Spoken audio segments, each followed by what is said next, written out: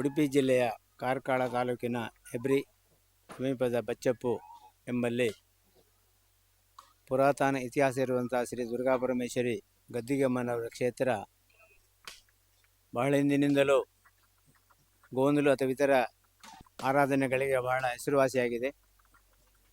ಇಲ್ಲಿಯ ದೇವಸ್ಥಾನವು ಅಜೀರ್ಣಾವಸ್ಥೆಯಲ್ಲಿದ್ದು ಇದನ್ನು ಜೀರ್ಣೋದ್ಧಾರ ಕೈಗೊಳ್ಳುವರೆ ಎಲ್ಲ ಭಗವತ್ ಭಕ್ತರ ಒಂದು ಸಹಕಾರ ಹಾಗೂ ತಾವು ಈಗಾಗಲೇ ರಚಿಸಿದಂಥ ದುರ್ಗಾಪರಮೇಶ್ವರಿ ಗದ್ದಿಗೆಮ್ಮನ ಟ್ರಸ್ಟ್ ವತಿಯಿಂದ ಈ ಕಾರ್ಯಕ್ರಮವನ್ನು ಕೈಗೊಂಡಿದ್ದೇವೆ.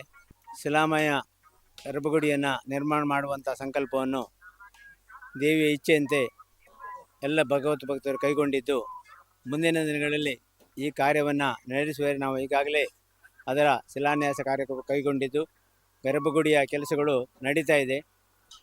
ಸುಮಾರು ಅಂದಾಜು ಪಟ್ಟಿ ತಯಾರಿಸಿದ ಪ್ರಕಾರ ಸುಮಾರು 71 ಲಕ್ಷ ರೂಪಾಯಿವರೆಗೆ ಕೂಡ ಈಗ ಆಗ್ಬೋದಕ್ಕಿಂತಲೂ ಹೆಚ್ಚು ಬರ್ಬೋದು ಎನ್ನುವಂಥ ಒಂದು ಅಂದಾಜಿನಲ್ಲಿ ನಾವು ಕಾರ್ಯವನ್ನು ಕೈಗೊಂಡಿದ್ದೇವೆ.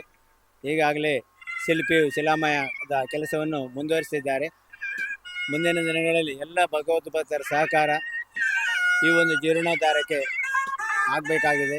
ಎಲ್ಲ ಮೂಲಗಳಿಂದಲೂ ಎಲ್ಲ ಭಗವತ್ ಭಕ್ತರು ಹಾಗೂ ಇದರ ಮೂಲ ಗದ್ದಿಗೆದಾರರು ಎಲ್ಲರೂ ಕೂಡ ಇದರ ಸಹಕಾರ ನೀಡಿ ಇದನ್ನು ಅಭಿವೃದ್ಧಿಗೊಳಿಸುವವರೆ ಸಹಕರಿಸಬೇಕಂತ, ಜೀರ್ಣೋದ್ಧಾರಗೊಳ್ಳುವವರೆ ಎಲ್ಲರೂ ಕೈ ಜೋಡಿಸಬೇಕಂತ ತಮ್ಮಲ್ಲಿ ವಿನಂತಿಯನ್ನು ಮಾಡ್ತಿದ್ದೇನೆ.